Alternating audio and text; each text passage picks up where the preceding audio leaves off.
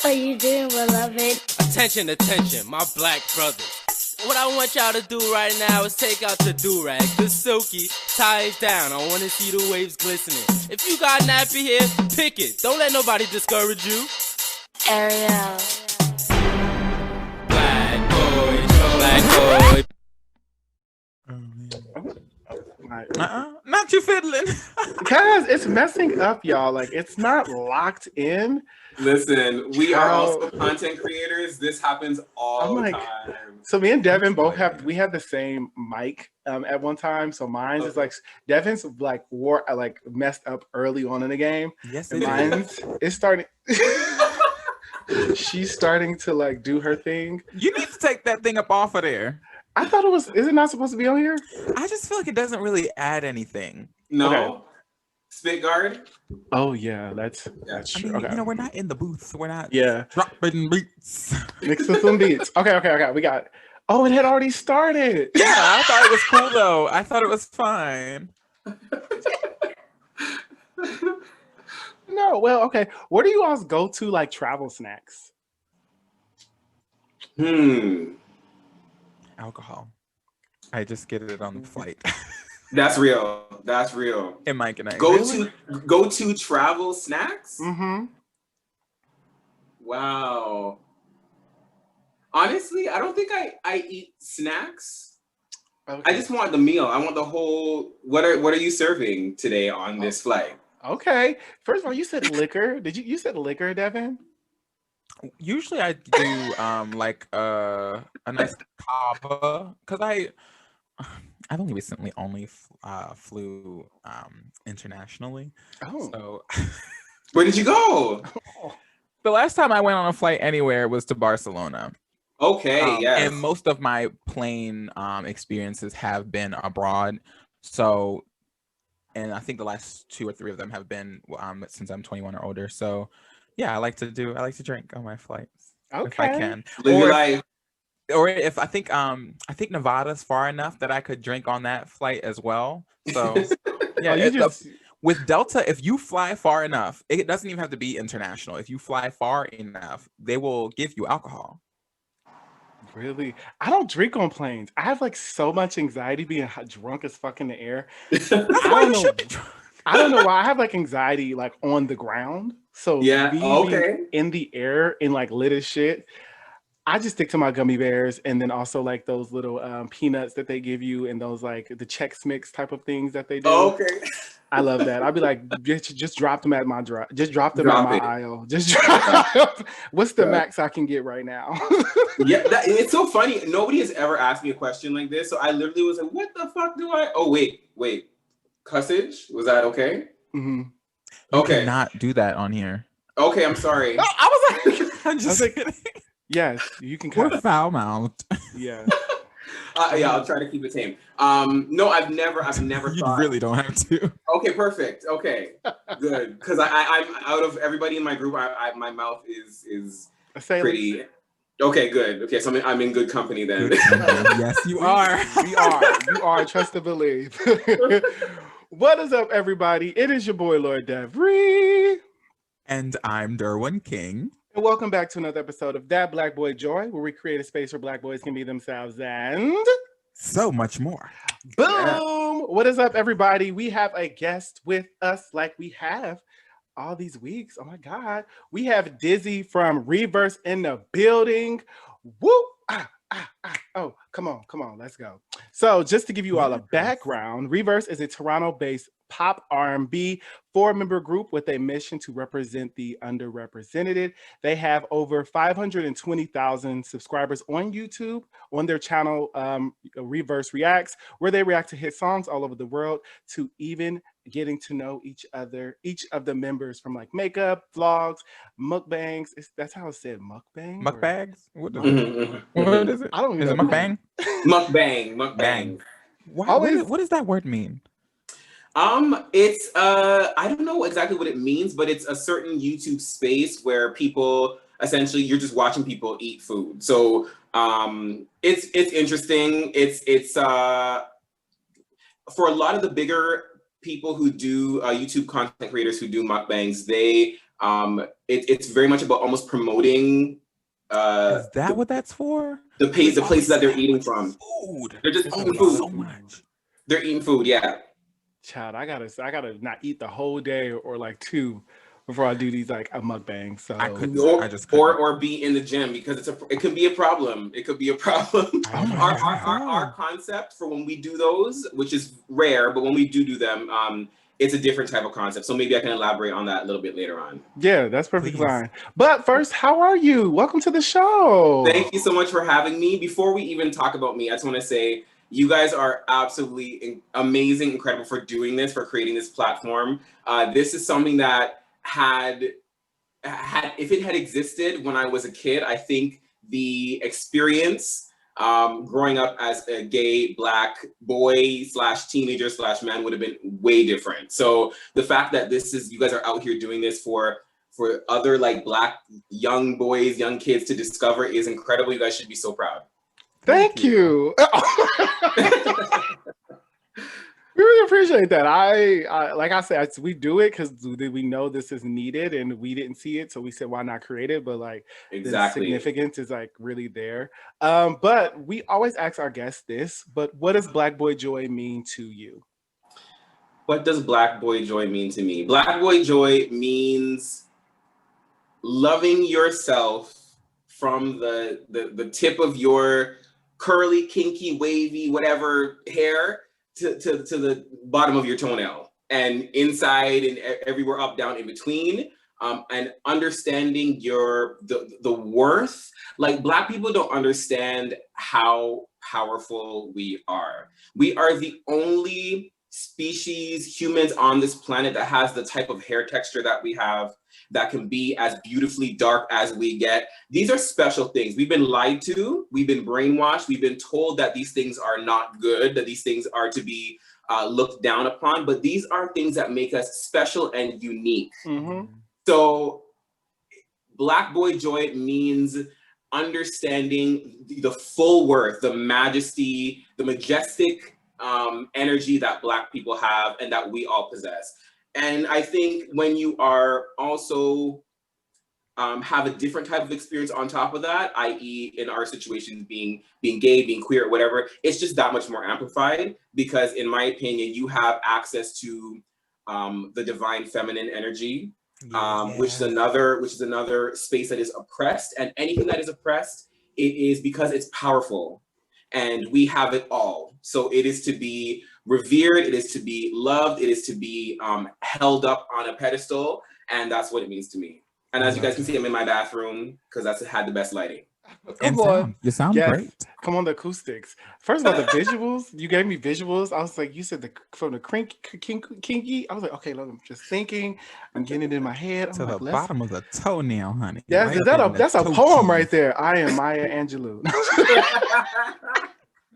It's true. Yes, well, we're going to have a great show. We're going to get into, rIVerse, of course, what's going on with you all. Also, we're going to dive into you and things of that nature. And then we're also going to talk about, one of your most recent singles that is really relevant to our time and culture right now. So we have a lot to talk about.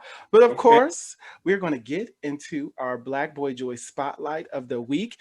And this Black Boy Joy Spotlight, shout out to also Charles, one of our friends on the show. He's been great at giving us like content in regards to like people to spotlight and things like that. Just quick shares.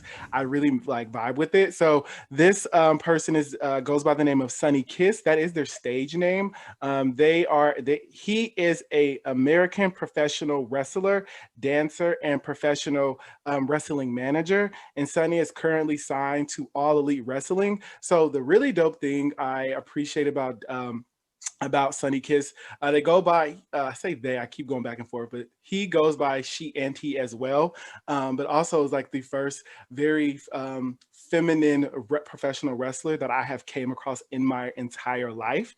And I just really appreciate the representation that we have in the wrestling area, because I don't see openly gay men in that realm, but seeing somebody that is on the feminine aspect of it and incorporating flexibility into it and dancing into the theatrics of wrestling, I really enjoy. And then also the attire, the makeup, like I just be like, yes. And he's with the boys.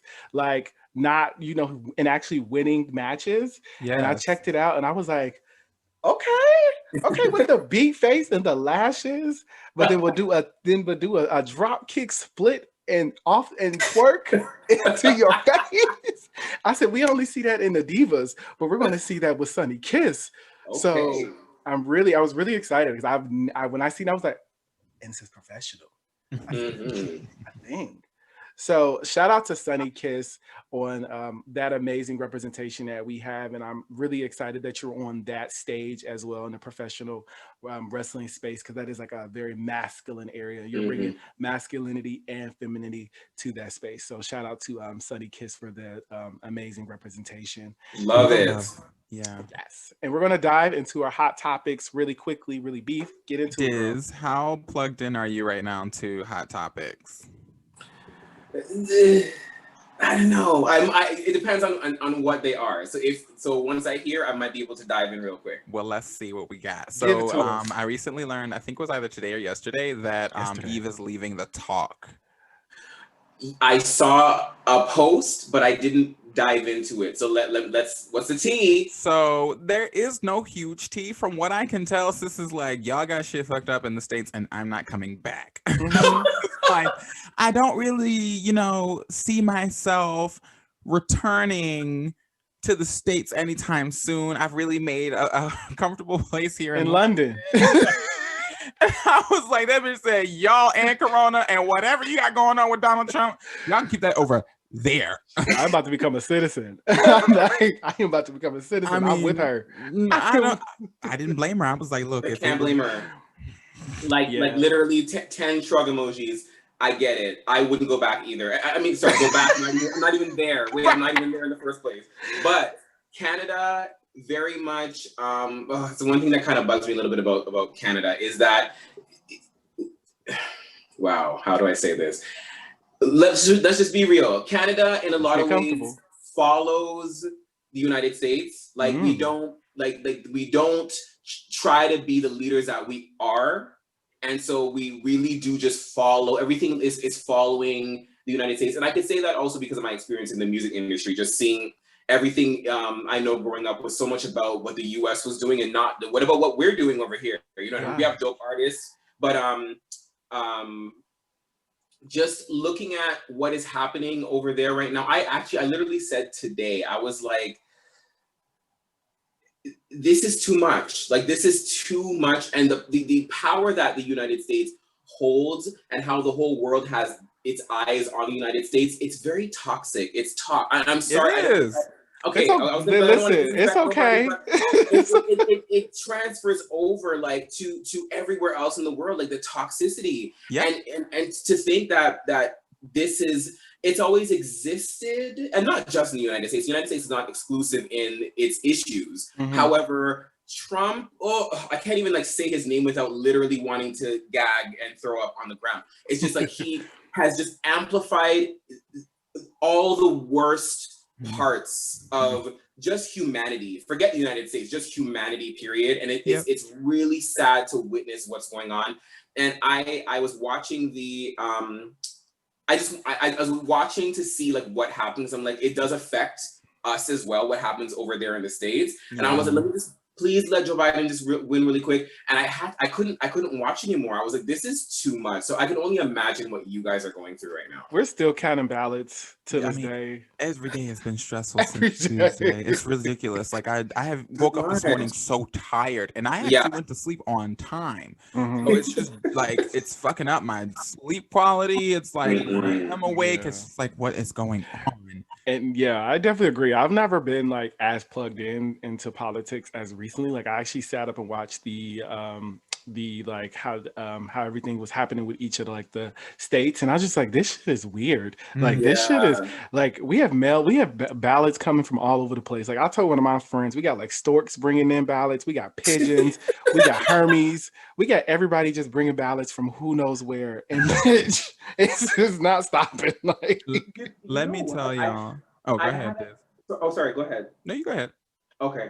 Thank you. I thought to myself today, it's really interesting because Donald Trump's his whole thing about quote unquote make America great again. It's such hypocrisy because he's talking about make America great again, meaning going back to traditions that really were just beneficial to white people. And it's funny because that's your whole motto, yet right now you're literally breaking down the entire history of voting and how you guys run elections and kind of like what that whole space is. You're contesting it and saying that it's fraudulent and mail-in ballots are this and this isn't right. But that's what that's what existed before you were the thing that you want to go back to that existed then. So why is it a problem for you now? Because it's not benefiting you now? That's disgusting. Let's get into it. Let's get into it. It's complete hypocrisy. Like y'all, like I have had so many thoughts on this, but I'm like, you know what? Let me just keep this to myself. I'm not in the United States. Like I'm not gonna go and make videos about what I think about Donald Trump because I will lose an entire fan base. So I'm just kidding. I'm kidding. Those aren't fans. I'm swearing. no, for real. Yeah, exactly. But yeah. It's just. I guess what I meant to say is not losing entire fan bases, but we try to be as unproblematic as possible. We speak our truth in this group, but we try to keep the space without war and back and forth with all the bullshit and all the, you know what I mean? We try to keep it unproblematic. And any kind of, when you get into politics, it could really like get messy, as we've seen, not just in the US, but around the world. Politics is a tough space to navigate. But we don't care over here because I say what I want to say. We don't give a dumbass fuck. Now. What's really funny is I totally welcome your Canadian perspective on Trump because you're anti-Trump, but I am also a hypocrite because somebody from like London was on Twitter today talking about Biden, and I said, mind your own country's business. You said, what's going on with the Queen? I'm gonna keep saying that to people who are like pro-Trump because I don't understand how that doesn't even make any sense to me. No, people like you saying whoever ends up being the president affects us is completely correct. And I truly believe that for other countries the benefit then lies in Biden and not in Trump, unless you're like Russia. Okay. So I am going to continue telling those motherfuckers to mind their motherfucking business. Good for you. And you know what? All power to you. That's exactly what's needed. Period. Mm-hmm. Well, we won't know who's president until next year at this rate. That's ridiculous. At this rate. Point. So I'm glad we got all of that through, so we can set that aside. Have you guys heard of The Vow? The movie? It's a documentary. Wait. This is ridiculous. Before I started getting ready for this interview, that's exactly what I started watching. Okay. That's crazy. So did you just start? Just start. I didn't even finish the first episode. I'm like towards the end of the first episode. I'm not going to give anything away, but I want you to know that there is another docuseries about this incident, and it's called Seduced, and it's on Stars. So I watched The Vow first. Just so you know, it takes a while for them to get to the real shit. It is a little boring, but it does give you a lot of information. You watch it and you're like, damn, this shit is crazy. Then you finish it and you're like, that was ridiculous. Then you start Seduced. And it's like, what the fuck? What did they tell me in The Vow? Because this shit is insane. Oh I tell you, every single episode of Seduced, I was like, what the fuck is wrong with this nigga?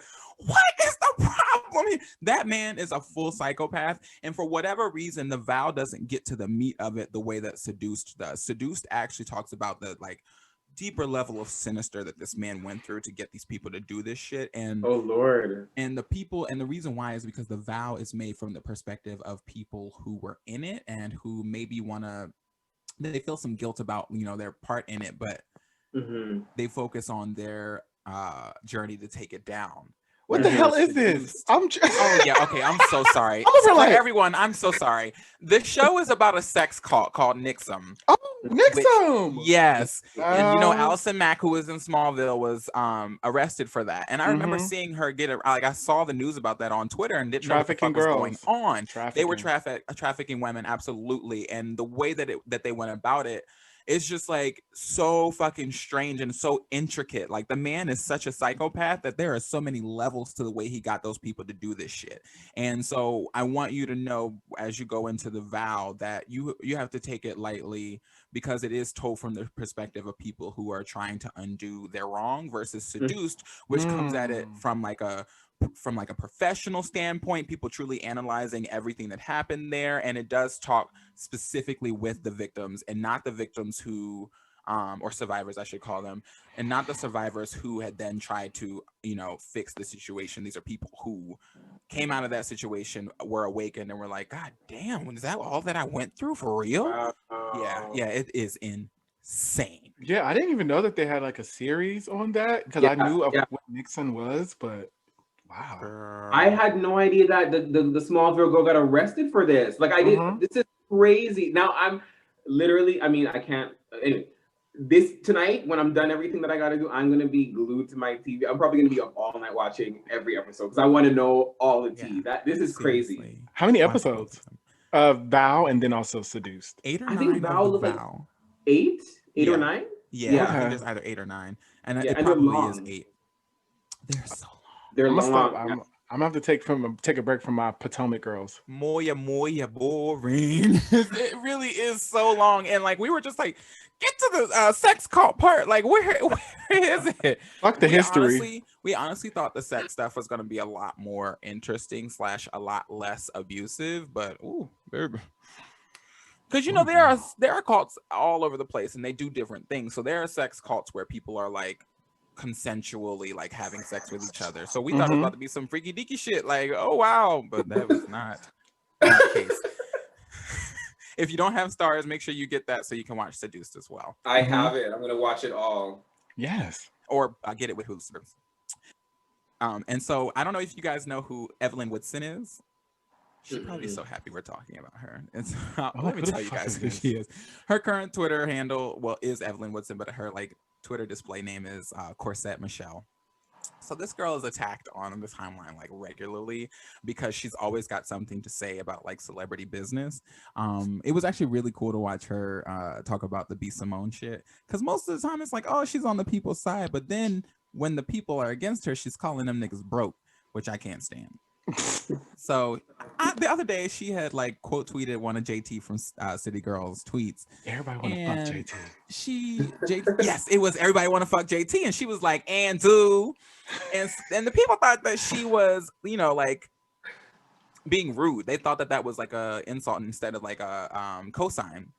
So JT corrects them, and I'm like, oh, okay, cool. And Evelyn was like, I'm a huge JT fan. I would never do that. So I was like, yeah, y'all leave her alone. Come to find out today that or yesterday, I don't know which day it was, but I found out today, leaked DMs of Evelyn calling JT broke. Like going in saying she's broke because she don't have no endorsements and blah, blah, blah. So JT got on live with Santana and addressed it. She said, Santana. Bitch, I'll steal your identity before I end up broke. Because that's what she went to jail for. That is what she went to jail for. So don't play a bitch that's got credit card fraud under their belt. I want you guys to go check that out, because Evelyn, she's literally like always in something on the timeline, and they're always talking about how big her head is. She's an interesting looking woman. That is very true about her. I don't even know who. I know who JT from City Girls is. I don't know who this Evelyn character is. Yes, but probably irrelevant. She sounds irrelevant. She's got an online magazine, and that's like the only reason I knew who she was is because she followed me. I found out she unfollowed me. Okay. Scandalous. Scandaloso. And then of course we've got Miss Ariana Grande, whose album came out last week. So good. Your thoughts. I want to hear everybody's thoughts. I'm a big fan of Ariana Grande, like extreme. So I want to know everybody's thoughts about the album, their reception of it, and things of that nature. I think we might have lost this. Oh, there we go. Are you a fan? Oh, sorry. Did you guys lose me? Oh, we For a got you. second. Can you guys hear me? Mm-hmm. Yes. Okay. Because I heard you the whole time. Oh, great. Okay. Are you a fan?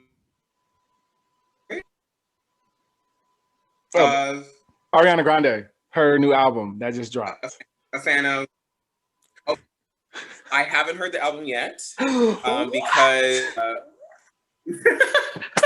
because of the reaction series that we do on our channel. We have to wait until like we usually have to wait for big releases before we can like go ahead and like deep dive into like their full project. So I haven't been able to listen to anything yet. I haven't seen the video. I haven't heard the song yet. But we have a shoot on Saturday, so I'll be up to date very soon. Great. So Okay. I will tell you what I feel about it. So. One thing I want to say about Miss Ariana Grande, Miss Mocha, is that I'm on the timeline here. You say that they do not like that shit. She knows how to do an intro. She is the intro queen. She is. So of course, Shut Up is my #1 on the album. Mhm. Like I love it. I love the message of it. She's basically telling the people like, look, don't come over here with that bullshit. I like what I put out. If you don't like it, that's fine. Don't listen to the shit. But I am over here elevating. I've been through a lot of shit. I'm over that shit. So, you know, we ascending. Okay. And Love Language is a bop. 3435 is the nasty track that I needed. She said it's a joke, which I believe it is as well. But it's 34 plus 35, which equals. Didn't know what that. I didn't know that at all until somebody was like, "Bitch, that means 69." I said, The chorus literally says, "Can you stay up all night? "Fuck me till the daylight." Okay. 3435. I just can't wait to see you all's reaction to this album as well too. Like I'm definitely going to be like, I can't wait. Yeah. I can't wait. There's a Doja Cat feature with the Weeknd on it. I honestly feel like Off the Table would have been significantly better. I love it. It is one of my favorite songs, but it would have been perfect if the Weeknd wasn't on it. Oh, I liked it. I liked it. No, I'm just playing. I thoroughly enjoy this album. To me, it's by far one of the best albums that she's put out. And essentially, I like the R&B vibes. I like very much. She is like I do like the intro. She is the intro queen from all of her albums. Every intro has been amazing. So Shut Up is definitely one of my tops. Definitely wish there were songs that were a little bit longer. They're like My Hair, West Side. I definitely wish. Yeah. So West that's Side's all okay for me. Yeah, but I don't want to spoil too much because like you have to. I'm like, because I love it. Like everybody knows, I stand Ariana Grande to the fullest. I don't care what people say about my girl Ponytail. I'm gonna listen. I don't care if y'all think that this is very half-assed. I don't. So I don't either. It's cute. It's a bop, and she's still she's breaking records. So Dizz, give it a good 2 or 3 listens before you start talking about it, because the thing about it is it's got a lot of strings. So I think on first listen it seems like a lot of the songs are more alike than they are, but they just have the similar element that strings is a huge focus of this album. And she said, I'm in the middle of watching a interview, which I'll resume once we're done. Is this Jack or I forgot. So. Yeah. But she's talking about wanting to make this album a lot more musical, wanting to do a lot more songs, because the last 2 songs or albums have been more about her experiences, or they've been most like focused on the story. She was like, I want to get that musical element back into the album. So she does, and she does an exquisite job of doing so. Mm-hmm. I'm so excited. Y'all should be her spokespeople. Like you sold it. Listen, if she needs the girls, we are here, standing firm in it. But lastly, we have just one more hot topic. This is just like a shout out. So first of all, shout out to Richie Torres and Mondaire Jones. They become the first openly gay Black members of Congress. Whoop, whoop. Ooh. Like, can we just yes, we need that. Whoop. Like, shout out to that. We got us up in there in Congress, shutting shit down, making decisions, having the conversations that need to be had. Okay. So yeah. Wait, I was like, damn, yeah, that is true. Girl, they got to get in there first. We don't know what type of job they're about to do. We don't know what they're doing. Sell us all out. But shout out to them anyway. You said they get in there and say fuck them. I'm like, they could. They can. But yeah, I mean, first step is shout out to being openly Black gay men and Yes. as members of Congress. So we really Mhm. appreciate that, and that's like another spotlight in this like too. So that's like kind of I like We that. get a 2-for-1 We or get a a 3-for-1 special, honey. Oh, three, yes, three, yes. But that is the end of our hot topics. We're going to get into why we are here today to talk with Dizz, Dizzy, rIVerse, all of that. My tongue just started to like just fuck up. But we just wanted to get into like, please tell the listeners who you are and who are rIVerse. So just a little bit about myself, you said? Yes. Okay.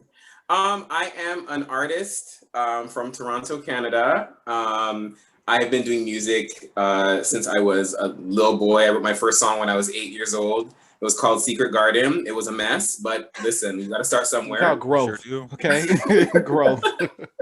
Yeah, and I essentially found my way into the industry just through sheer will. I didn't really have the support of my family per se in terms of kind of helping me connect with the right people. It's just simply because my family didn't really know. So I found my way, which pretty much taught me a lot about resilience and perseverance. And I say that because I've been at this pretty much underground pop space for a very long time, and I've always known that I wanted to do a group and have a specific type of group concept. And through my years of doing other jobs within the entertainment industry, I continue to pursue my concept and pursue this essentially this business that I've been building, and to the point where now it's kind of I'm seeing the fruits of the labor revealing themselves. So it's been a long journey, but it's something that I've always known was what my calling was, what my destiny is, and that is just to create music that resonates with people who feel underrepresented. Yeah. And that's really what the band's vision statement is, which is about representing the underrepresented and letting those people who feel that they don't see themselves on a bigger platform or in the mainstream space or whatever, that they will be represented, that they are worthy and to be seen, and that we can get there if we just believe in ourselves, love ourselves, and just dedicate ourselves to our craft or our passion or whatever that the case may be. So all that to say, like I said at the beginning, it's my life has literally been dedicated to my art. That's really who I am. And how did you all like come together as a group? So the final lineup of rIVerse, which is myself, two females, Khadijah and Monroe, and the other gentleman in the group, his name is Zach. We met in 2008 we all auditioned for, they brought the High School Musical 2 franchise here to Toronto, the live stage production. And we all auditioned and we all got leads in the play. And I had known Khadijah previously from the dance community. I was like, before I really, I was always doing music then, but I really kind of like got a solid taste of the industry. Do you guys know who Keisha Shante is? She used to host BT's 106 in Park. And yeah, she was with Bow Wow. Bow Wow. Yeah, she was the group paired with Bow Wow, yes. Yeah, so I danced for her for about 6 years. She's originally from Canada, and that was really when I got to like learn and know a lot more about the industry.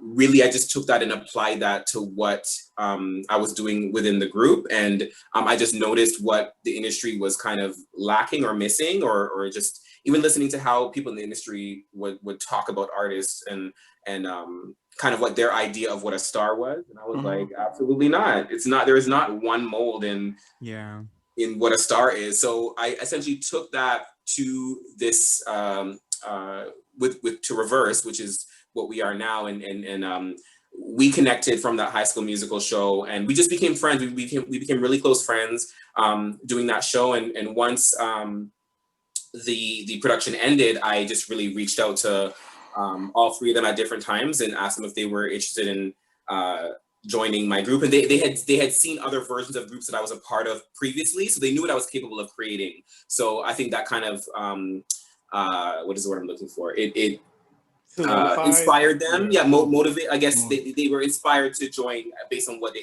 had seen previously. Mm-hmm.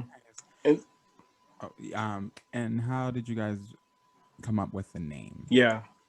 So that was from me. So essentially with this project, because it's been like, rIVerse existed even before this final lineup existed. So it was a concept that came from me, and it was really, I'm just a huge fan of music from particularly the 90s, but 80s and 70s as well. Like I love Shalimar.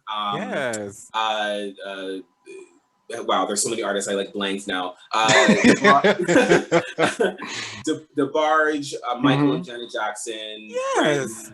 Brandy, Aaliyah, Boys to Men, and Vogue. Like just I'm some 90s, like all around. So music from those eras, I feel were music was solid. It had a certain life to it that really spoke to me, and still speaks to me to this day. So rIVerse came from the idea of going back in time to grab elements that those eras of music had, that I feel we lack in a little bit in these days. I feel like artists like Ariana Grande are bringing that energy back.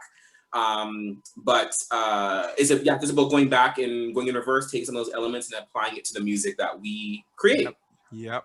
Yes, I'm like, come on with Aaliyah and all them. Side note, are you Caribbean Canadian? Yes, my parents are both from Jamaica. I could hear it, and I was I know that's not a Trinidadian accent.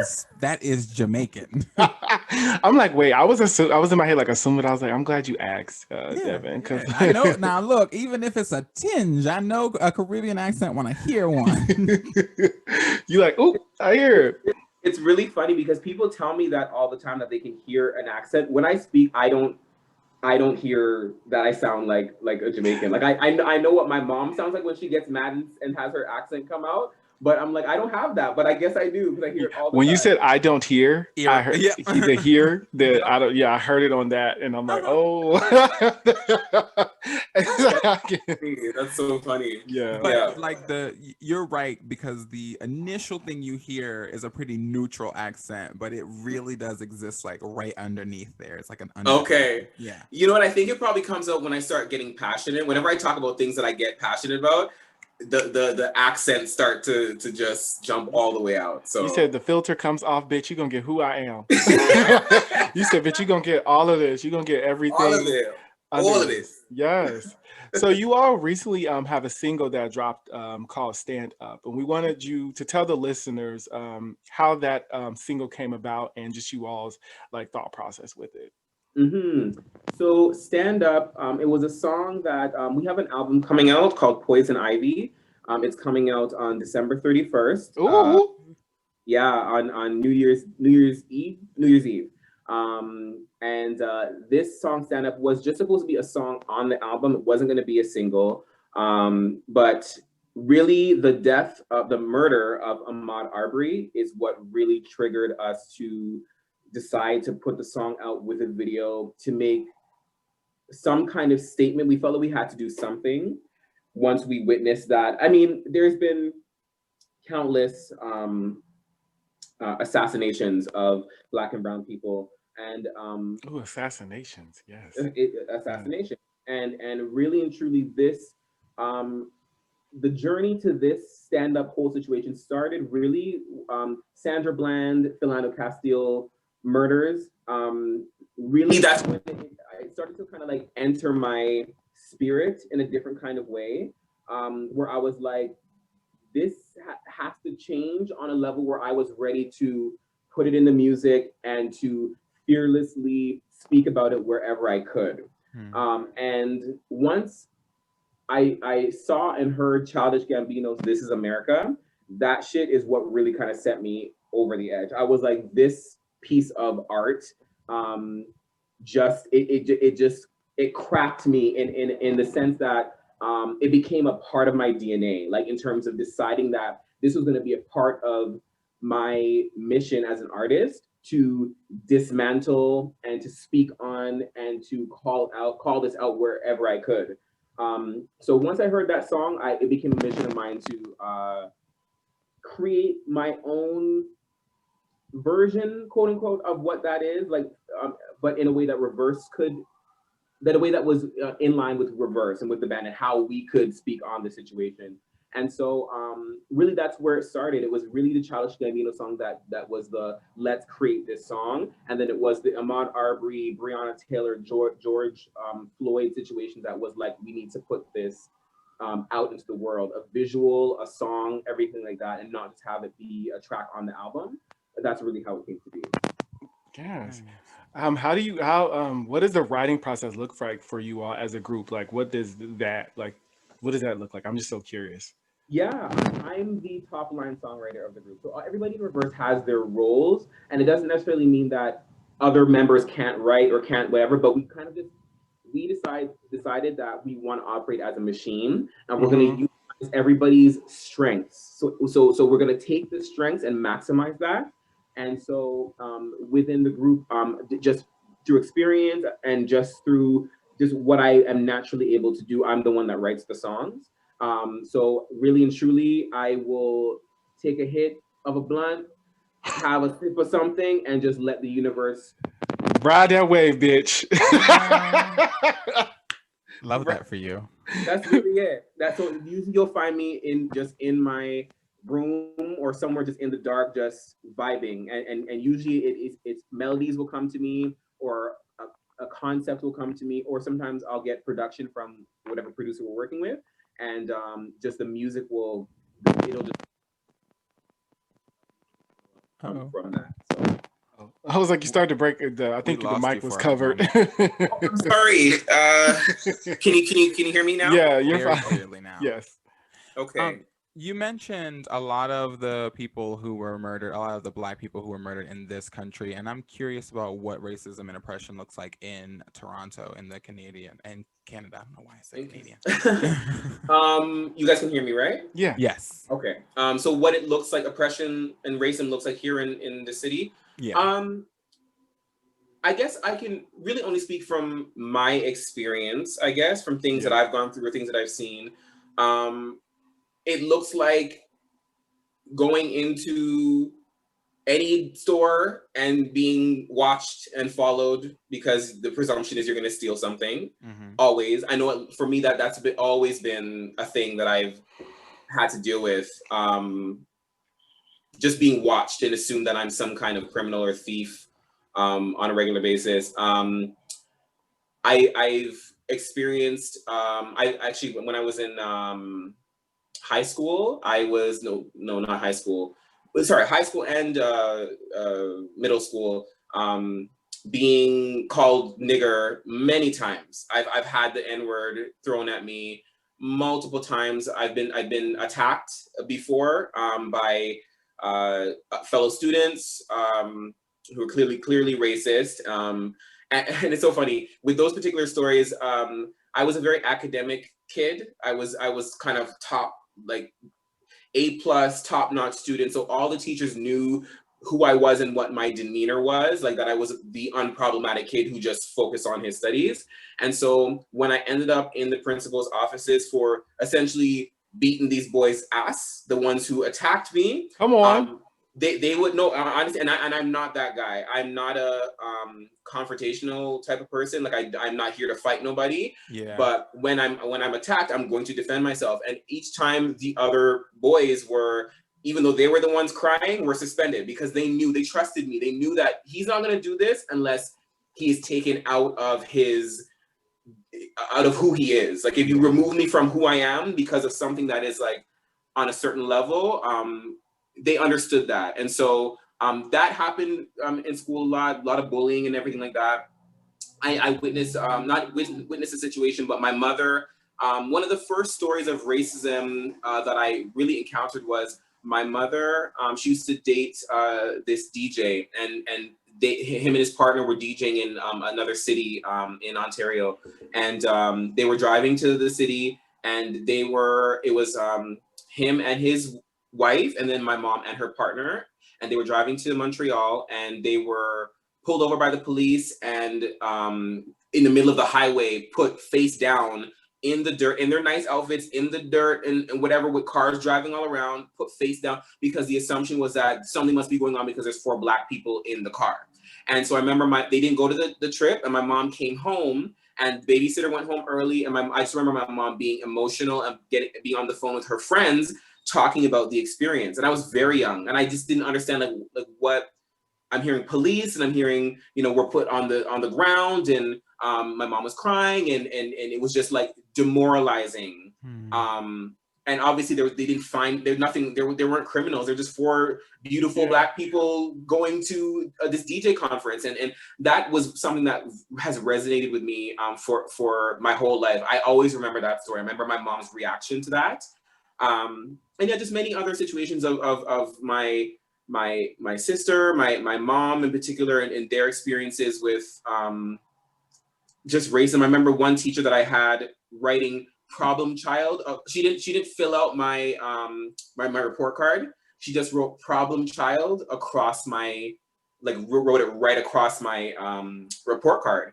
And my mom went in and took a meeting, like, what is this about? Like, even if there was an issue, you don't do that. Like, you don't just write across somebody's report card as a teacher, as a somebody who's in a position of authority with children, problem child, without any other explanation of anything like that. So it's been interesting. It's a lot of passive aggressive type of racism and oppression that you will see in this city, at least for what I've experienced. Right? It's always kind of underlying.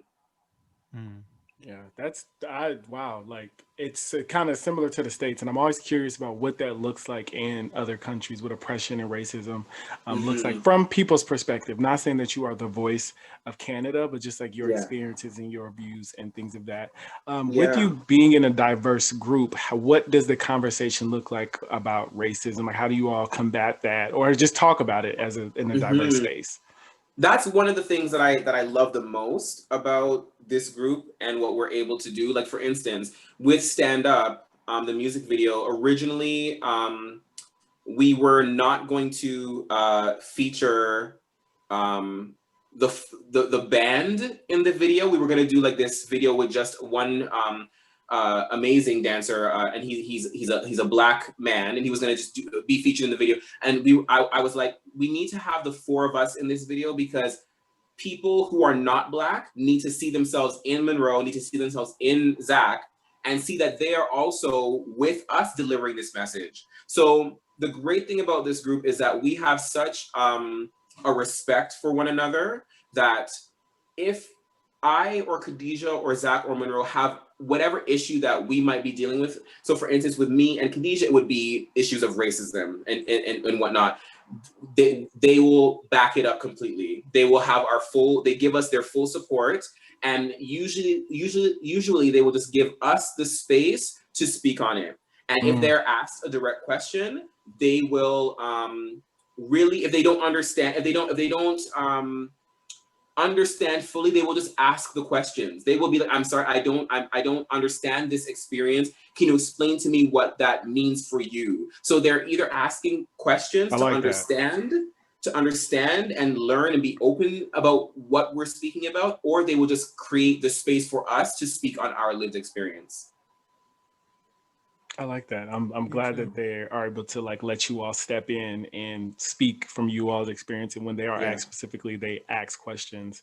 And that's pretty dope. And I think that's great. I'm jumping to another question because I was going to go into the YouTube, but you all's YouTube, but I really want to know like I know you talked about like a lot of similarities with Canada in the States, but what are some differences that you see from those aspects as someone and were you born and raised in Toronto, or you just were like, what is?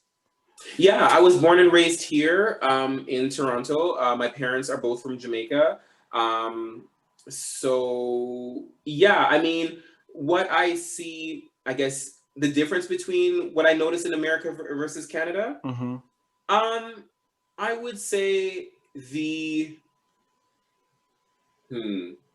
I would say the issues of racism and oppression and oppression of all kinds, not just with people of color, but just with women's rights and LGBTQ rights and whatever. It's so much more on display in America than it is here. Like it's literally, it's literally kind of like at the forefront of, when I think of America, I think of the issues. You know what I mean? Canada has its issues. Don't get me wrong. The same things exist here, but there's a bit more of, it's not so much on our sleeve, right? It's not the face of Canada as much as it is the United States. It's a little bit more buried. It's a little bit more,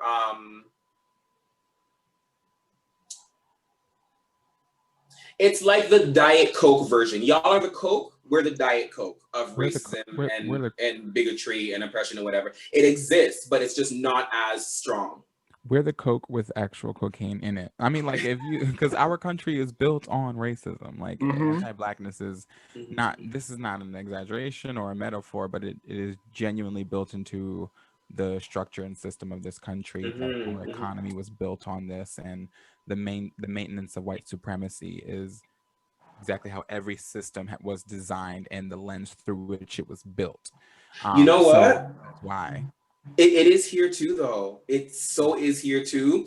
And the thing is, just like you know what I think one of the differences too is Aboriginal, the Aboriginal, Indigenous, that whole conversation is a lot more above the surface here than it is in the United States. However, it bugs me so much that there's all these conversations about racism and oppression and how, but where is the conversation about even below that is the Aboriginal people, Indigenous people.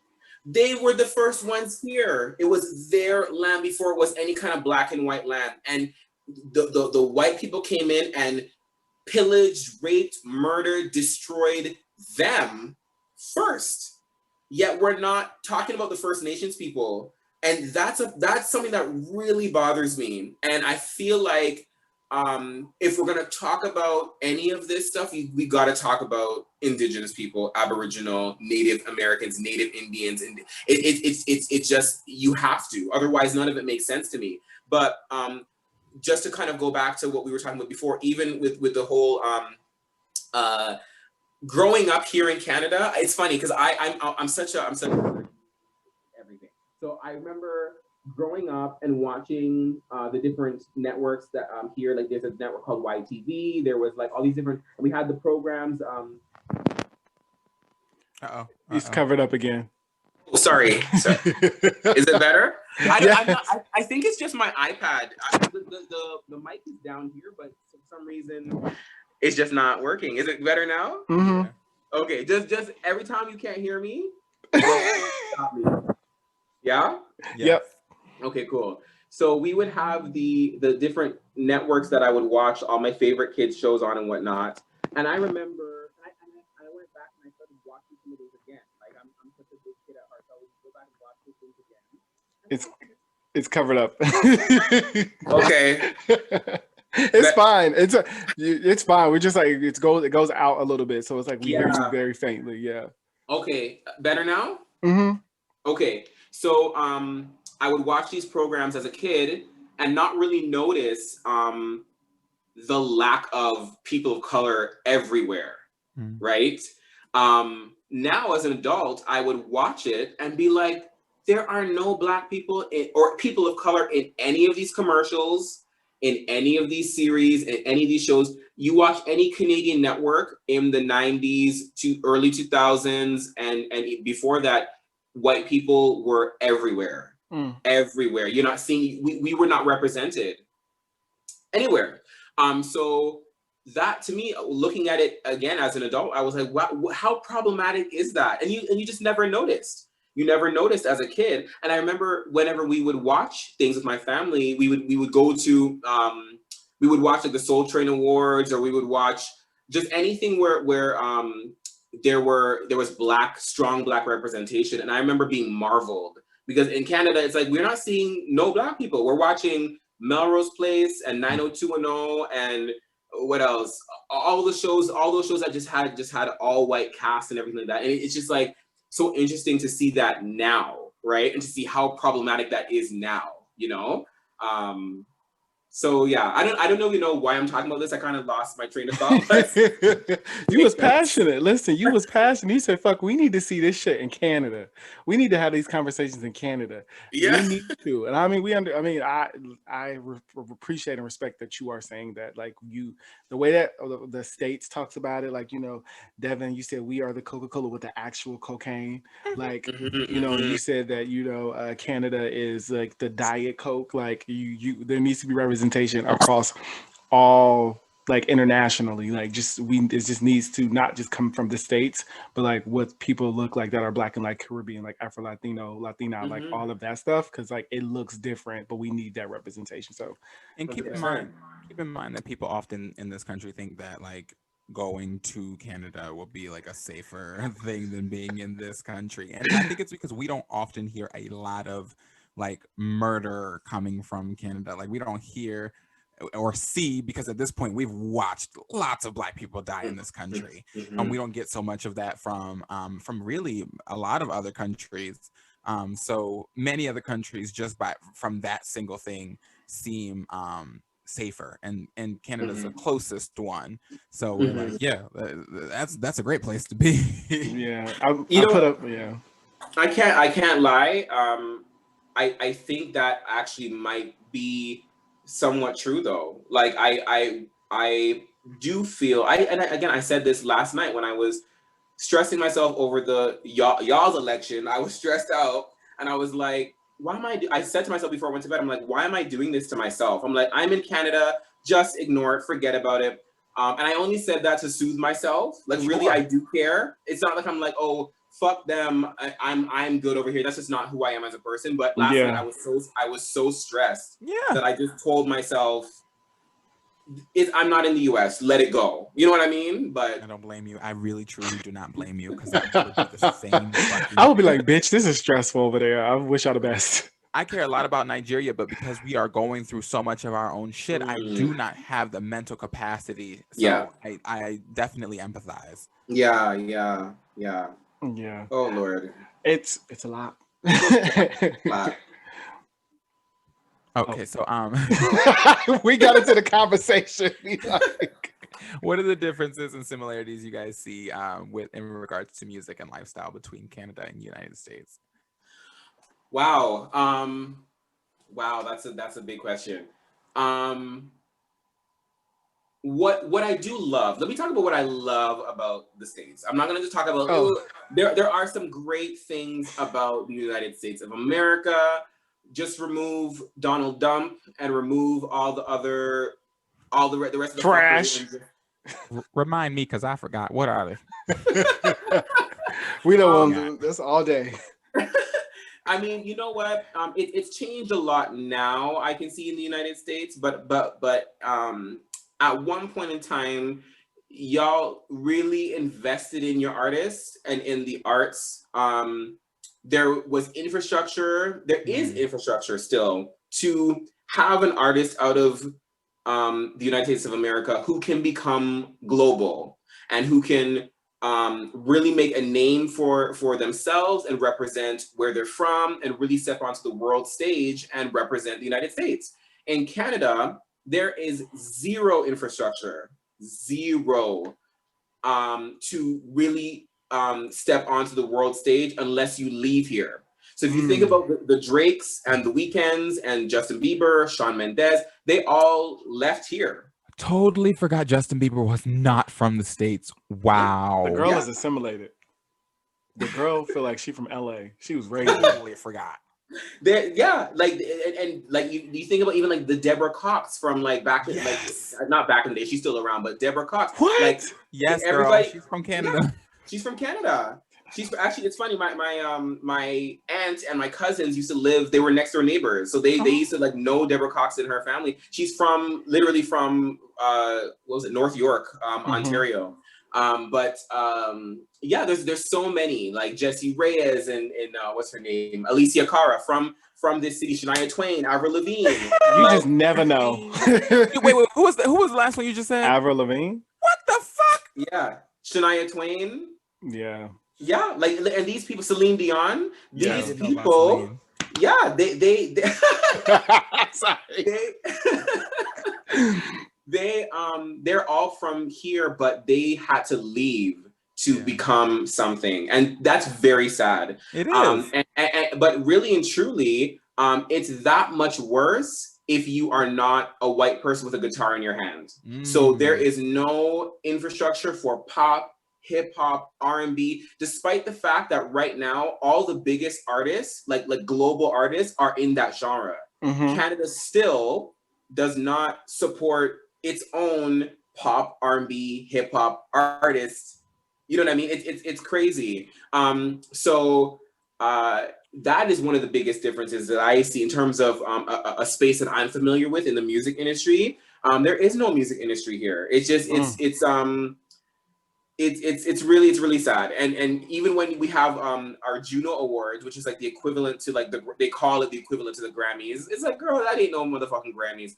But it's the equivalent, quote unquote, and they will nominate American artists over Canadian artists. Jesus. Yeah. Damn, they rock with the States that much. Yeah, like they'll have like best international, best this, best that, and it's all like these American artists, or they'll nominate all of the Canadians who left Canada and became big. So if you are an artist that exists here and you have created a great album, or you might get a chance at being nominated or possibly win, but it's on all the smaller categories, right?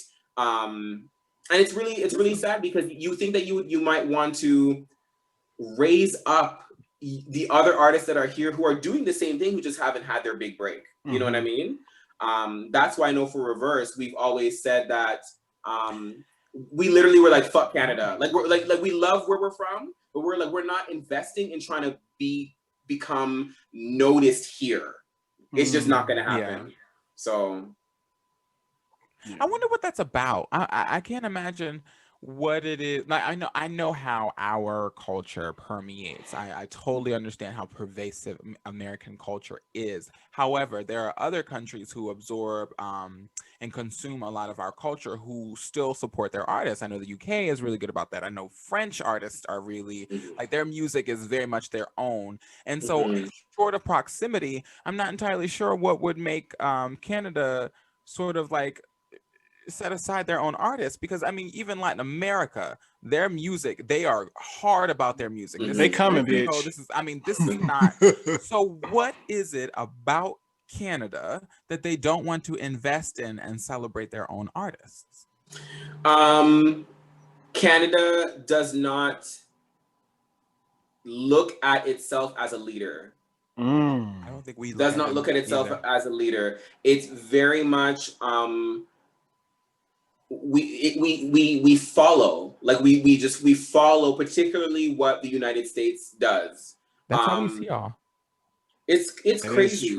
That is the American perspective of Canada. You all are like behind us. We're like, y'all gonna whatever we do, you all are gonna like enjoy. Because I did not know that. I don't know like the culture of Canada. Like Drag Race, I was like, okay, girl, I'm starting a little bit Canada Drag Race, and shout out to Brooklyn Heights. But I was like, the culture, I was like, to me, it was a little bit Americanized. And that was, I don't want to be, but it was like, so that's interesting you say that.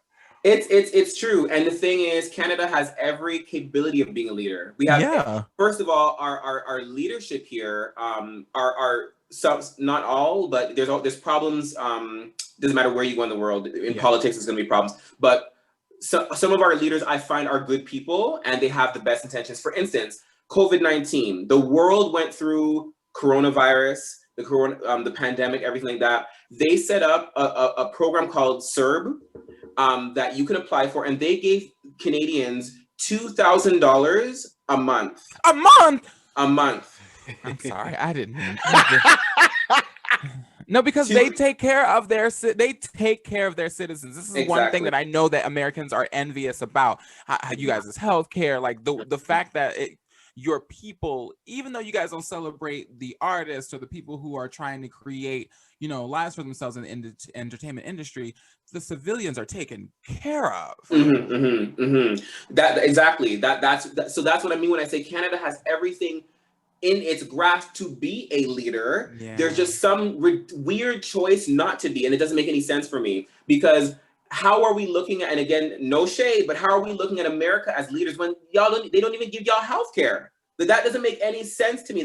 Where's your health care? Like, we have OHIP, we have healthcare. We, like I said, with the pandemic, it's something that you had to apply for, and if they had their breakdowns of how to get it, but it was accessible to people, right? So that you can survive when you're not working.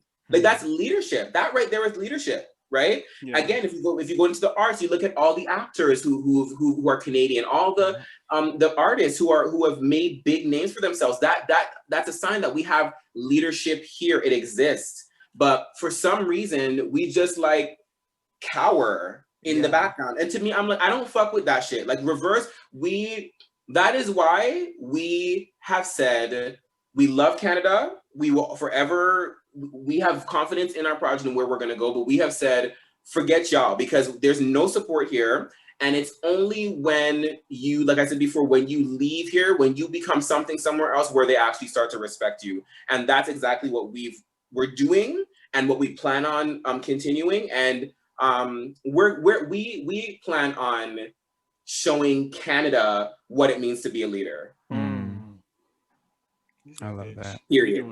Before we move on to the next question, I did want to note that likely the reason why your country isn't a leader is because our country has done really villainous things to get there. Our military presence in other countries, we are just very much aggressive force. We're very aggressive. So in order for you guys to maintain that sort of power, you would have to be a lot more offensive. And you guys are a kinder nation from what we can see. We are bullies. I just wanted to throw that out there. It's fun. Yeah. No, go ahead, Deborah. No, I mean, our country was built on bullies. Like, no, nobody was, the indigenous people are the originals. Like, we were brought here. So it's like, we can't even say this is ours. And then the colonizers can't even say this is theirs, because they literally came and said, oh, this is our land now. So it's like, yes. I'm so happy that you used that word. I remember there was one time where I literally was thinking about just kind of looking at the mess that was happening in the States. And I was like, America is very much like, if you think about all of the countries that are like, think of them as like students in high school. America is the bully, right? Yeah. America is that bully. But the thing is, what is the bully at the core? Insecure. The bully is always insecure. Yep, that's me. Yep. The bully has to pretend that we're the shit, because really what's at the core are lies and bullshit. Yeah. The United States was built on lies and bullshit. Y'all killed people, not you guys. We know, listen, we were brought here. So listen, exactly. I am not from here. I'm here by force. Right. Exactly. But the United States it's built on a lie. And so the pretense is false. It's all falsehoods. And to cover up the darkness, you have to be a bully. You have to put your head up and act like, oh, we're the shit, whatever, because it's lies. And the funny thing is, I'm gonna take you guys down some like philosophy shit. That this is just what I've had this thought, and I'm so glad I'm here with you guys right now to talk about it, because I've had these thoughts on my own. But I strongly believe very much in the universe and in energy, and that there's deeper meaning and purpose to everything in this life. And I personally feel, I remember when Donald Trump got elected in 2016, 2016. Yep. And I was like, this is the universe's way of putting, Donald Trump is almost like the human embodiment of what America actually is. Yeah, absolutely. He's like the mirror that the American. He's a mirror in your face, because it's like, this is who you really are. So everything that Donald Trump is, the lying, the impurity, the insecurity, the all the bullshit that Donald Trump, the evil that he is, that is the mirror of America put back in the face of America. And I think that it's literally America's karma. Like everything that's happening right now is the karma from the past how many hundreds of years of all the evil that the white man, let's just be clear, the white man, that ain't my like karma. it's the karma. It's the karma that is just put back in the face. And I feel like that bully, Donald Trump, is a bully the same way that America is a bully, and it's just a mirror. Fuck that dumbass. Yeah. Bitch. Right? Trash. But I want to go back to YouTube really quick because I have like a personal question. Okay. So like you all react to a lot of international music, specifically K-pop. Mm-hmm. And I'm a big fan of like huge fan of K-pop. He really is.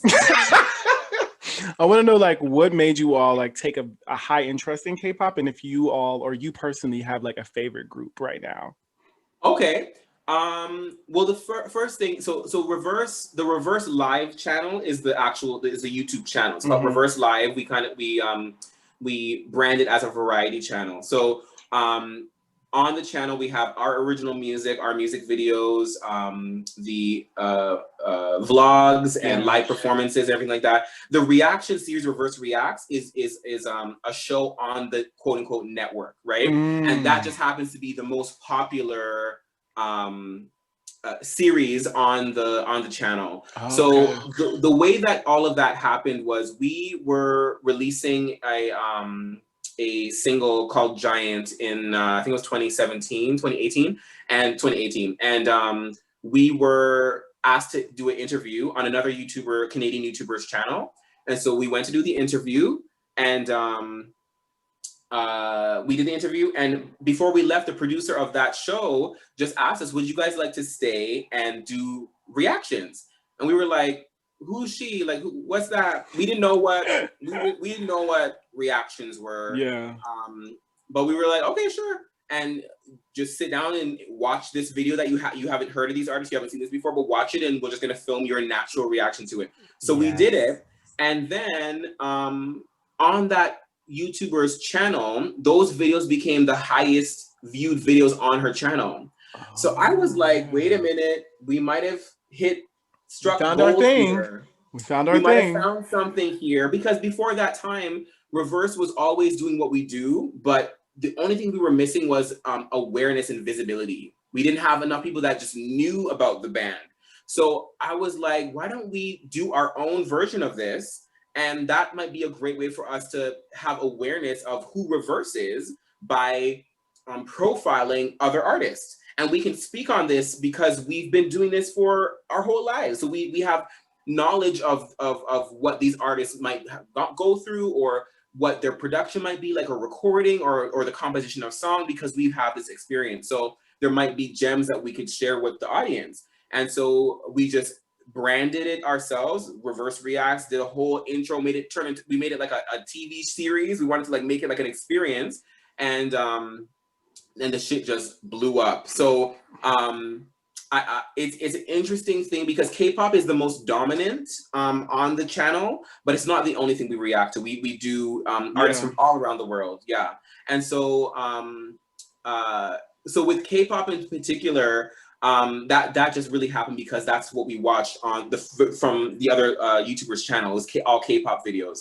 And before that, I had never seen what Koreans were doing in the K-pop space, and I was gagged. I was like, the fuck have I been missing? Like, because if you think about it, in the 2000s, we didn't really have that many, like the way that we had like in the 90s, like the Janets and the Britneys and the Christinas and NSYNC and Backstreet Boys. There were so many groups, Destiny's Child. There were so many bands, and that they were doing that thing, that kind of pop thing. And it disappeared for a while. It became very kind of like hip hop, more of a hip hop arena that we stepped into. And so I just thought that was gone. I was like, well, we're gonna have to wait for the next cycle that the universe goes through to get back to this pop thing. But little did I know that the Koreans were still doing it, right? So it was just phenomenal to see that. And it really just connected us to an audience that we feel is our people, because that's exactly what rIVerse does. And when it wasn't cool, rIVerse was still a pop group. I think that we are the only pop group in our, maybe the entire country of Canada. I don't know of any other groups here. Like there's just no other groups. Like it's just not a thing. So we are here to like represent that for Canada, and it's just great to, like I said, great to see that everywhere else in the world, so other places in the world, they were still doing it. And as a result of the success of K-pop, now the other places in the world are the group is coming back. There's like a full, not even coming back, it's back. There's like a full resurgence of the group concept, and it's great for us. Yeah, because Blackpink and definitely BTS have came to the States. They are definitely in the States, and I'm like, oh, it's interesting because I listened to them, and I stumbled upon them because I was watching, I think somebody's reaction video says like you all make reaction, and I was like, they are very synchronized. They are very like to the T. Like everything was like intentional from how they moved and how the fluidity of everything and the training, and then learning about the history was very fascinating to me of like teen idols and things of that nature. So it's interesting is when we thought pop died in the States, it was actually something that was still like a pop, like thriving in other countries, specifically K-pop with like Girls' Generation, with like 2NE1 and things of that nature. So it's like, oh, it's still there, but it's like, how do we make it mainstream without without people having to become American? And I think that's the thing right now to me is like, we need to have more like international like pop mainstream things represented. Like I'm starting to see that with more of like the Latina community, like with all these collaborations and things of that nature. I'm definitely like Cardi B, shout out to her for having like a feature with Blackpink and things of that nature. And we're seeing them start to have more English songs. But I definitely would prefer them to stick to Korean pop, which is even interesting. Why is it called Korean pop? Because just because they speak Korean, like that's a whole nother conversation, right? That's a whole other conversation. But no, that's dope that you all you found your little niche. But there is things that you all do besides those reactions, and I for the clarity and things of that for that. Yeah, and you know what? Real quick, we went to Korea in 2018. We went there and we performed for a month, and it was the greatest experience of my life. Like if somebody came in right now and said, take this plane ticket and go move to Korea, I would right now. It was the best experience of my life. And it was so interesting because we went to a bunch of different labels. We had labels who had asked us to do some videos and collaborations with artists and different things like that. They're K-pop artists. And it's funny because we would perform and have so many Korean people surrounding us and watching us, and they might not understand everything that we're saying, but they are listening to melodies and music and looking at dance and performance and resonating with it. And it was really interesting because at first when we went down there, the label people, once we went down there for what they wanted us to go down there for, we would then say to them, by the way, if you guys don't know, we're actually a pop group. We do what is so popular out here right now. And we would show them videos of us performing and watching the Korean audience like essentially getting really excited about the band, and they would be so shocked. They would be like,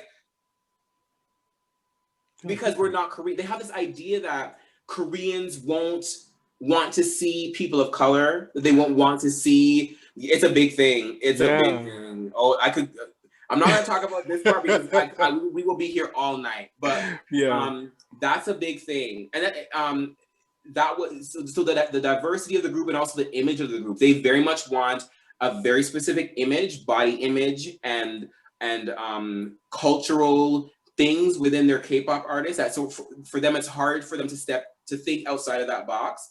And so for them, they were shocked that Koreans, because they would say to us, oh, the Korean people won't understand this. And then we would be like, okay, 1 second. And we grab the video and we show them, and they'd be shocked. We pulled up all the receipts, and they'd be like, wow. Wow. That's what they do all the time. Like, wow. Because that even goes to quickly, like Black people in K-pop groups. You see sparingly them in that and thinking that won't That's another conversation too. Well, you know what? To be honest with you, that is one of the things. Okay, I'm spilling all the tea right now. So out of everybody in the band, I struggle the most with doing the K-pop reactions because it is all Black culture. Every part of it is Black culture. They are the styling, the song composition, the melodies, the R&B. It's all Black culture. And we have spoke on it a few times. We're on our 3rd season right now of the show. And I've been the one to be like, well, Devin.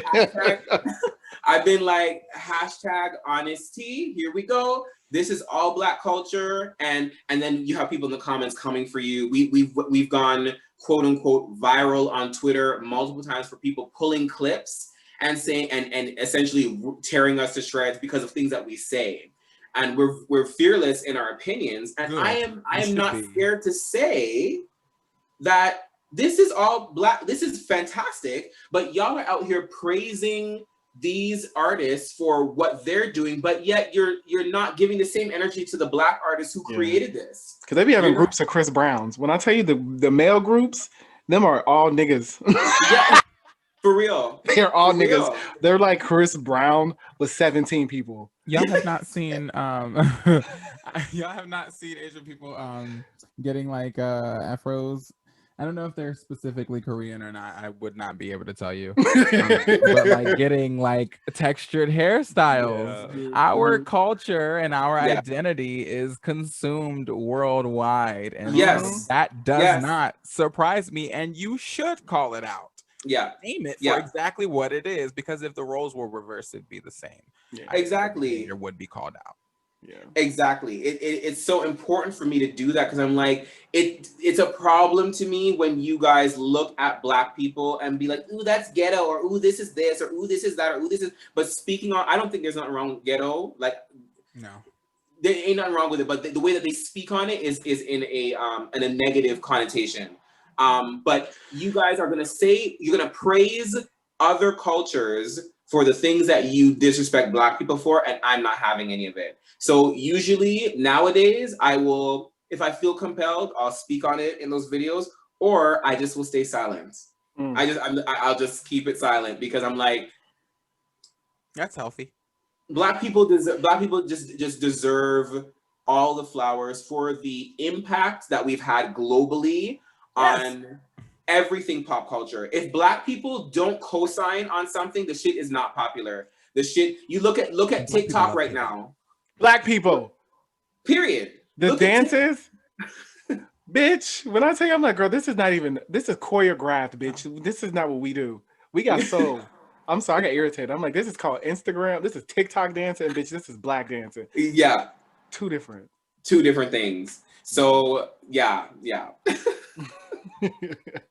I look at it, I'm like, it's Black people, bitch, and it's like, it's Black, it's all of it. In Korean, it's Black. Have you heard Blackpink's album? Yeah, of course you have. I didn't even know why. It is, but it has those, But yeah, if you listen to it, like a lot of that, I know they went to the States to record some of it. Yep. And you can hear some of them ad-libs. I'm like, those are Black ad-libs. That was a Black producer. That was a Black, like all of this bitch, right now. Mike Will made it. Yeah, just being funny. Bitch, Drake, The Dream. I was up in there fucking with them. They speak English too, so it's like, it ain't that hard. It's just like, here go a beat, do your little thing. Yeah. Make it Korean, and we gonna sell that shit. Y'all gonna get 10 million views. How did this happen? How did this become particularly Korean? Like, what is it about Korea that this genre came about? Oh, I'm gonna let you speak on that. I don't know. I think it was a cult. It was like a following. Like, you're seeing, like, it was a livelihood, like in K-pop. And I can't speak to that. As a spectator, it was people ate, breathe, and sleep. It's a machine. It's a well-oiled machine. And it's like, you're a K-popper until you die, and they invest a lot into you. So you are in these trainings. You're in trainings for years, and you may not even make it to your showcase. You may not make it to, you're being an idol and things of that nature. But it was definitely like, it was the fandom. They emphasized the fandom. Like if you watch K-pop live, then these motherfuckers know the lyrics like instant. They know when to ad lib as a unison. Like the whole crowd will be like BTS, BTS, and it's just like, girl, what the? It's the fandom. It's the and there's documentaries about it too. It's like you connecting, but it's like, they're like this thing that you can't touch, or like it's interesting. So it came from the States, but yeah, more people in the it's more people in Korea. So it just and you know what the thing is too, it's a phenomenal space in music. It's a phenomenal genre, a phenomenal brand. These artists train for years, just like you were saying, Debbie. They train for years. The people who are behind the branding and the imaging and the music and all that stuff, they are incredibly intelligent people. There's like geniuses. So I have a lot of respect for K-pop. I have a lot of respect for the people behind the scenes. I have a lot of respect for the artists. It's incredible, and I'm not surprised that it is blown up the way that it has, because they've invested so much into it, and they've literally, like we were talking about before, about infrastructure in terms of the music industry in Canada that doesn't exist, and the Korean Asian music infrastructure, they look at their music industry as a business. It's like a solid business, so they invest in it, and therefore the artists are being invested in. And it's so funny too, because if you think about also their trainee system and kind of how they do that, that's just Motown. Yeah, it is. It's definitely Motown. Making a band. Like, think of, if you watch Making a Band, it is Making a Band, but it's more rigorous. It is extremely more rigorous. And it's definitely more so like the emotion part of it. Like, unfortunately, some of them do not have more of a voice. Like, so you know how a lot of bands break up because of like who's the leader and who's doing they, like you said about your group, knowing their strengths, knowing the roles. Like in K-pop groups, this person is the dancer. Like they will be in the front. This person is the lead singer, so you will hear their voice. Like this person has the image. So it's definitely like it's more of a business, and it's and that's the con too. And I don't want to keep, we can go all day. Like that can be the whole show. But like the con is the humanness of it is detached. And you watch more documentaries, and of course, what you've heard about it, and what you heard is most likely true.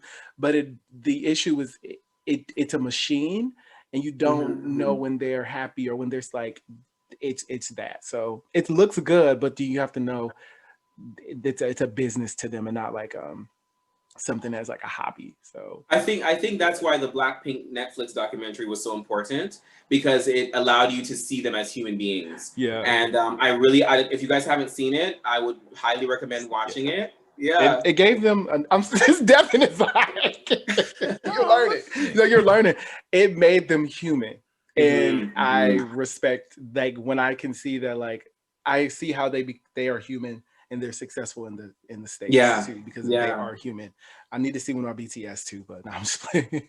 You know what? I know BTS had a YouTube Originals documentary. I didn't see that one, but I feel like all of those K-pop groups and artists, there's so many of them, and all of them literally are incredible. Every single one of them that we've seen, they're all incredible. And I feel like if they could all get a documentary, they all deserve it, because we deserve to know their stories. You know what I mean? Because it's more than just their incredible talents. It's like them as people, like what was their journey like getting there?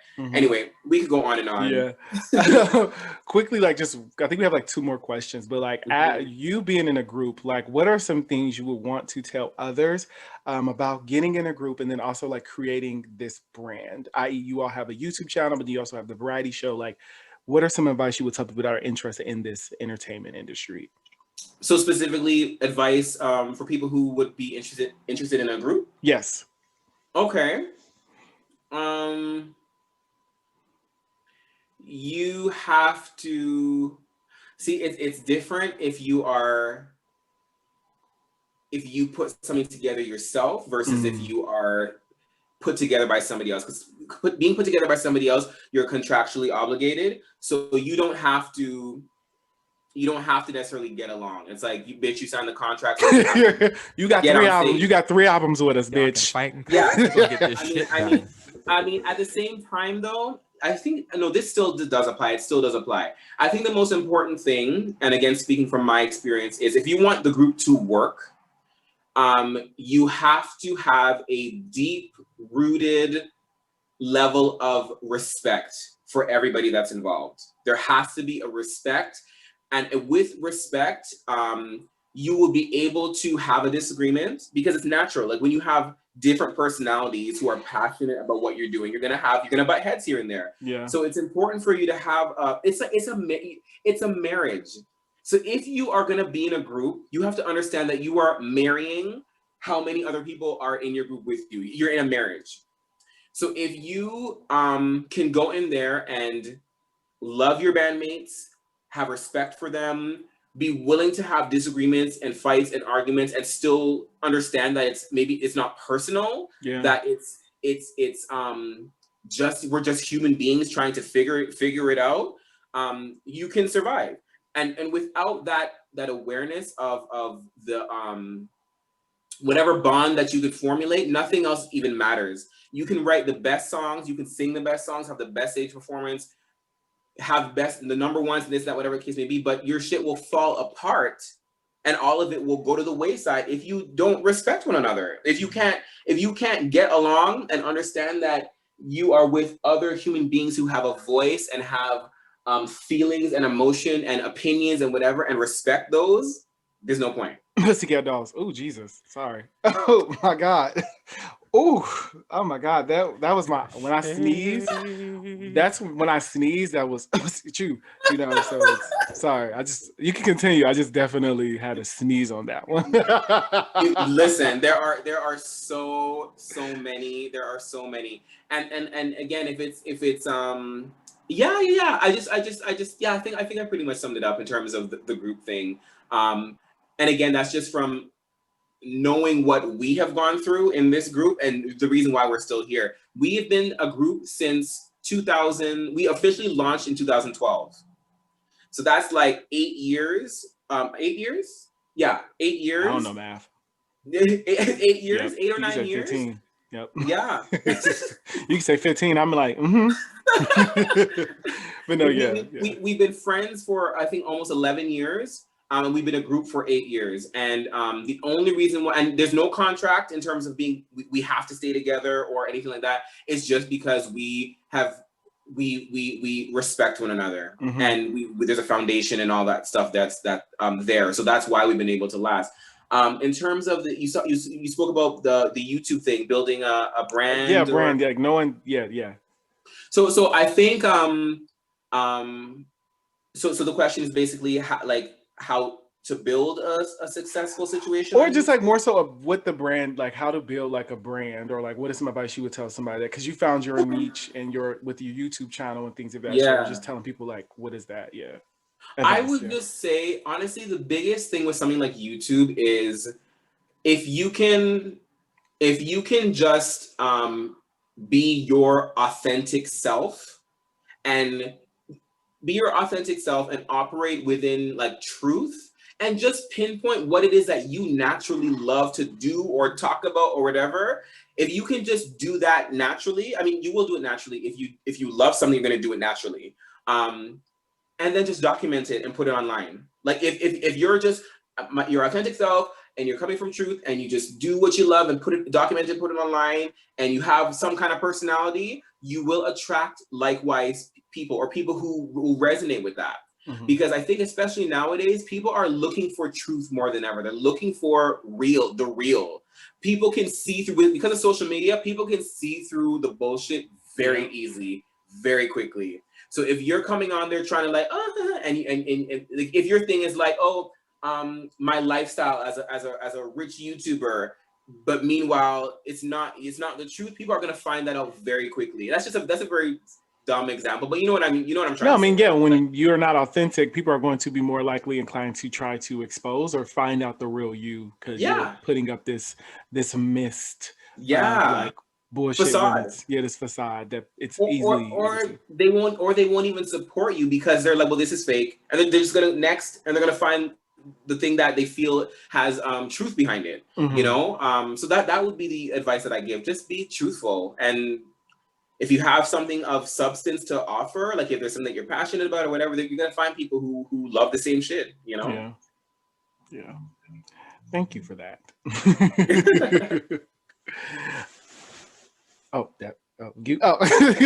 And then lastly, what is it? How has it been for you growing up? And this is probably going to be long, but how has it grown up for you being Black, gay, and like Canadian? And you can be brief. It doesn't have to be too long because I know time. But we should have started with that one. We probably should have led with that question. I just thought the order. I'm just like fuck, fuck. But yeah, no, it's all good. It's all good. What was it like being Black, gay, and Canadian? Let me be concise because I'm known to ramble, as I've proven in this interview. It was difficult. It was difficult. I came out when I was 14, and when I did that, I pretty much lost my entire family. Like my sister turned on me, my dad turned on me. My dad started saying that he knew that I wasn't his. Oh, wow. It was messy. Yeah, it was tough. And also at the time we were in church. So the religion thing also really messed me up because in church I was told that everything about me was wrong, right? So I very quickly stopped loving myself. And it's funny because before that I very much did. I was very connected to myself and my art, and I would show my art through my hair, and I would paint canvas on my clothes, and I would display my art through I would live and breathe my art. And once I came out and I was in the church and everything like that, they stripped all of that away. So I became like a shell of myself. Wow.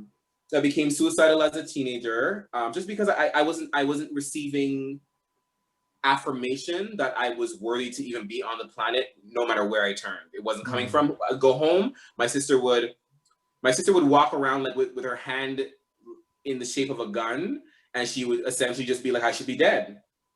She would kick on my door, and it was crazy because me and my sister were so tight growing up, and it was only because I came out as gay that she completely flipped on me.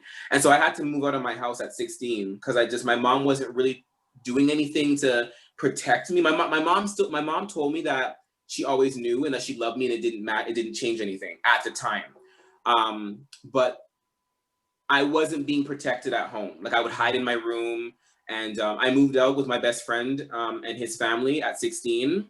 And it was just a tough teenage years because even though I was living with people who they supported me, I still wasn't home. Yeah. So I very much felt like I was alone in the world at a very young age.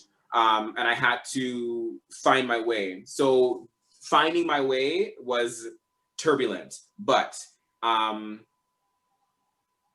through the hardships of people imposing their opinions on me and who they thought I should be, I was able to find myself really as a result of the people who the universe put in my life. And it was really, one of them being my bandmate Khadijah, the other Black girl in the group. She was one of the key people that really one day, because even as an artist, at one point I was very hyper, I was living in my hyper masculinity, the kind of shell to protect myself. And I was like that often on the stage, and I was just very hard, very rigid, and very I wasn't soft. So it was very hard for people to connect with me. And I was only soft with some people. And it was one time, she in particular, we were going through a rough time as a band, and she really, through that hardship, I started to kind of project the truth of what I felt about myself started to reveal itself. And she had to really just kind of grab me by the shoulders and be like, you are perfect the way that you are beautiful, you are gay, and you are this, and you are dark skinned, and you're this, and you're that, and all of it is perfect. And it was like a light bulb in my head because I had never heard that. All that I heard my whole life was, you're gay, you're gonna go burn, and God hates you, and you're dark skin. That's a whole other conversation, honey. But just I had a lot of insecurities that really messed me up and made me really hard. But the universe blessed me with some great people that really broke all that down. And it was only at that point that I was able to but really start to look at myself differently, and start on the journey to loving myself. So I'm happy to say that I'm in a much different place now than I was at that time, and I'm super, super grateful for that. Thank you for sharing that. I can't imagine what it was like to have some sort of like a stable self-esteem and then to sort of watch it crash. I know a lot of people have had different experiences where they had to build it from scratch, but to have had it and then sort of watch it crumble away. But I'm sure that laid at least some seed for it being able to grow back, and I'm glad that she was there to help you water it. You know what? Real quick, I wouldn't, and the funny thing is I wouldn't change any of it. I wouldn't change my experience at all, because I needed all of that. I needed all of that experience to be the man that I am today, and to be able to speak on it through the experience that'll help other Black gay boys, and not even just Black gay boys, just human beings who are out in the world, who might be experiencing the same thing today, or who are going through some kind of journey of trying to figure out how to love themselves. It doesn't even have to be with their sexuality. It could be with their body image, their whatever the case may be. I'm glad that I had that to be able to share and hopefully help others on their journey. Yeah. Thank you so much, Dizzy, for coming on to the show and speaking with us, and literally giving us so much fucking content to talk about. Like, we went from YouTube to K-pop to Toronto to being gay, Black, and proud, and just like we really appreciate just like what you brought to the show, and we are super excited for the projects that you and rIVerse are working on in the future. Shout out to the EP, right? Album. I was like making sure, okay, because there's a difference between an EP and a fucking album. So people, let's get that. But to the album that you all are dropping, also make sure you all check out the Stand Up single out right now as well. But can you also tell people where you would want people to follow you at to continue the conversation with you as well? Yes. Before I get to that, also thank you guys for having me. It's been such a joy. I'm actually supposed to be in another music video production meeting right now. If you guys saw me looking to my phone, it was because they were like, "We're ready," and I was like, "I'm not leaving this conversation." So thank you very much for that. I'm having a blast. You guys are, like I said, you guys are incredible, and it's an honor for me to be on your platform. Black Boy Joy that's everything to me. Like this is so needed, and I really hope that your platform continues to rise, and that just the universe sees you guys. I know the universe sees this, and you will be blessed. This platform will grow. Keep at it.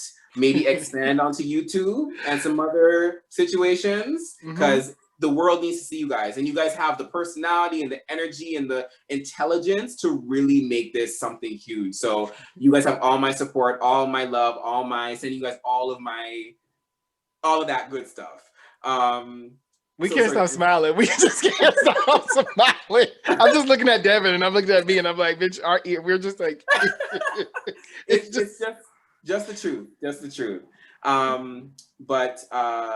Yes, they can follow rIVerse at rIVerse Live, which is RIVERSE Live. And the reason why it's called rIVerse, RIV, is because the power of four. The Roman numeral for four very different individual people who have a story to tell.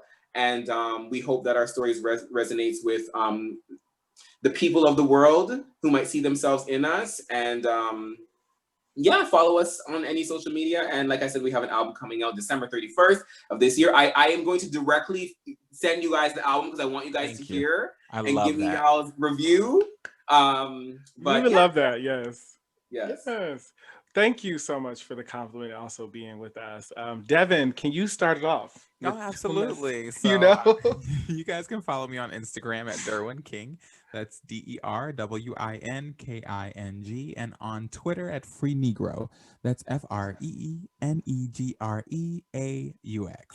Yes. You all can follow me on my Instagram and Twitter at _lordevery. That is _LORDEVERY on Instagram and Twitter. Like I said, you can also continue the conversation on our podcast platform at That Black Boy Joy on Instagram and Twitter. And if you would like to be a guest or hit us up in our to chat with us in our Gmail, you can hit us up at thatblackboyjoypodcast@gmail.com. And like we always tell people, our videos are on YouTube as well. So please subscribe if you like to see our visuals. We love good. We our faces. We're face pretty attractive people. So please like and Impressive. subscribe on there. And with that, please be so in love with who you are and take care. I'm talking about the bad boy.